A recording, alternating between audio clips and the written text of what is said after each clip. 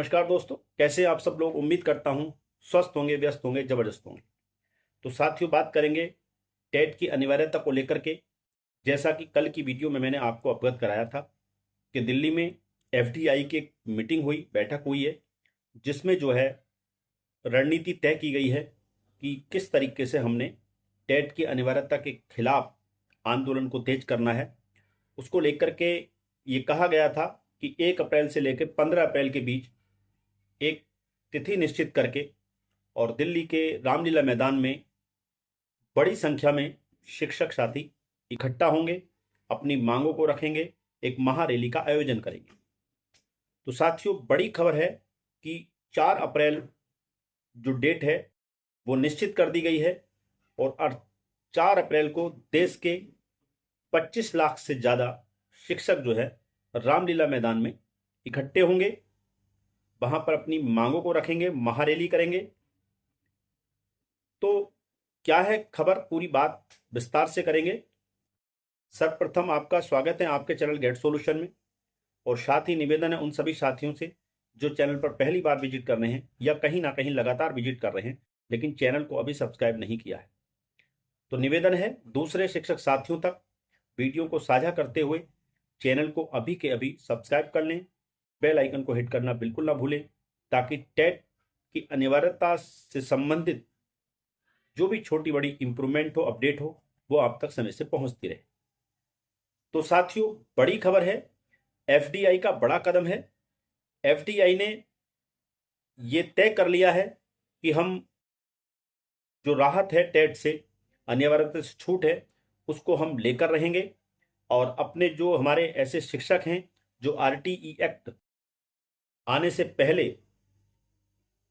Completely निर्धारित योग्यताओं को रखते हुए जिनकी नियुक्तियां हुई थी, उनकी नौकरी को हम नहीं जाने देंगे, उनके साथ हम अन्याय नहीं होने देंगे। ये एफडीआई जो संगठन है, जो देश भर के 20 से ज्यादा संगठन एक मंच पे आकर के एक बड़ा संगठन बना है और जिसके राष्ट्रीय अध्यक्ष दिनेश चंद्र शर्मा जी हैं, उनका कहना है कि हम ऐसे अपने शिक्षक साथियों के साथ अन्याय नहीं होने देंगे। आप सभी जानते हैं, पहले इस संगठन के द्वारा 21 नवंबर को दिल्ली में रैली के लिए अनुमति मांगी गई थी, लेकिन दिल्ली प्रशासन ने इनको अनुमति नहीं दी थी। उसके बाद इन्होंने 5 दिसंबर का दिन रखा था और 5 सितंबर को रैली करने की बात कही गई थी। दिल्ली में रामलीला मैदान में आंदोलन की बात कही गई थी, उसको लेकर भी इनको वहां पर परमिशन नहीं दी गई। उसके बाद अभी फिर इन्होंने मार्च में कोशिश की थी कि मार्च में हमें परमिशन मिल जाए, दिल्ली में अपने बातों को रखने के लिए, अपनी मांगों को रख लें, लेकिन इनको शासन, वहां का जो प्रशासन है, दिल्ली का शासन प्रशासन जो है, वो कहीं ना कहीं परमिशन नहीं दे रहा है। अब एफडीआई ने कहा है, यानी कि दिनेश चंद्र शर्मा जी ने कहा है कि अब चाहे हमें परमिशन मिले या ना मिले, हम जो है 4 अप्रैल को दिल्ली के रामलीला मैदान में इकट्ठा होंगे और देश भर के 20 लाख शिक्षक वहां इकट्ठे होंगे। और एक तरह से आप मान के चलो कि सरकार को कहीं ना कहीं ये समझना पड़ेगा, मानना पड़ेगा कि जो टेट की अनिवार्यता वाला मुद्दा है, ये कितना व्यापक है, कितना बड़ा मुद्दा है और कितनी बड़ी संख्या में इस जो 1 सितंबर 2025 का माननीय सर्वोच्च न्यायालय का ऑर्डर है, उससे एक बड़ी संख्या में शिक्षक तबका ऐसा है जो प्रभावित हो रहा है। और वो शिक्षक ही प्रभावित नहीं रहे, उसके साथ साथ उनका जो परिवार है वो भी प्रभावित हो रहा है।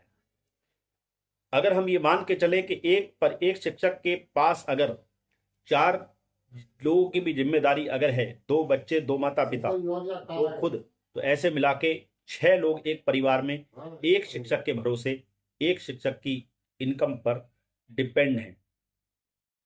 तो जो एफडीआई का मकसद है, जो इसके पीछे मोटिव है, वो ये है कि हम सरकार को अपनी संख्या बल इकट्ठा करके वहां पे अपनी मांगों को रख के ये एहसास दिलाएं कि भाई इस मामले से देश भर के 20 लाख नहीं बल्कि देश भर के 1 करोड़ से ज्यादा लोग प्रभावित हो रहे हैं। क्योंकि एक शिक्षक के साथ अगर 5 लोग भी अगर हैं, 2 बच्चे, 1 बीबी और 2 उसके माता पिता, तो इस तरह से एवरेज अगर हम 5-6 लोगों का भी माने तब भी 1 करोड़ लोग ऐसे हो रहे हैं जो इस फैसले की जद में आ रहे हैं। इस 1 लाख इस एक फैसले की वजह से इतने लोगों की जीविका पर सवाल उत्पन्न हो रहा है, खड़ा हो रहा है।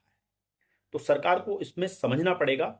और अब जो शिक्षक संगठन है एफडीआई, उसने तय कर लिया है कि अब परमिशन मिले या ना मिले, हम दिल्ली के रामलीला मैदान में इकट्ठा होंगे, रैली करेंगे, और अगर हमारी मांगों को नहीं माना गया तो हम जो संसद है उसका भी घेराव करेंगे, संसद तक पैदल मार्च करेंगे और संसद का घेराव करेंगे। तो बड़ी दुर्भाग्यपूर्ण बात है कि इतना सब शिक्षक संगठन लगातार 6 महीने से कर रहे हैं, लेकिन सरकार की तरफ से कोई भी, अभी आप समझते हैं कि कोई भी सकारात्मक जो कहना चाहिए निर्देश नहीं मिला है। कोई आदेश तो छोड़िए, निर्देश भी नहीं मिला है। तो ये रैली 4 अप्रैल को होनी है। सभी शिक्षक जो भी इस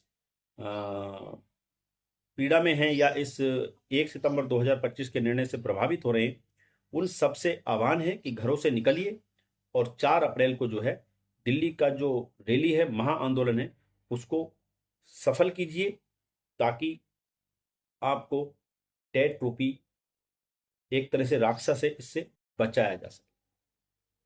तो साथियों, आगे अब इस संबंध में जो भी अपडेट होगी, 4 अप्रैल से पहले कोई अगर और कोई अपडेट होगी इस चीज को लेकर के, चाहे वो न्यायालय संबंधित हो, हालांकि कयास इस तरह के भी लगाए जा रहे हैं कि मार्च के अंत तक रिव्यू पिटीशन में भी सुनवाई होने के चांसेस बन रहे हैं।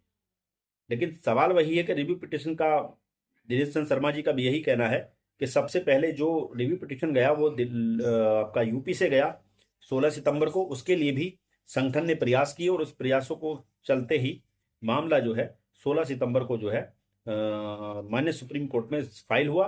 लेकिन उसके बाद जो है लगातार जो है उसमें जो रिव्यू आते गए और वो उस याचिका में टैग होते गए, जिस वजह से उस याचिका की अब तक सुनवाई नहीं हो रही है।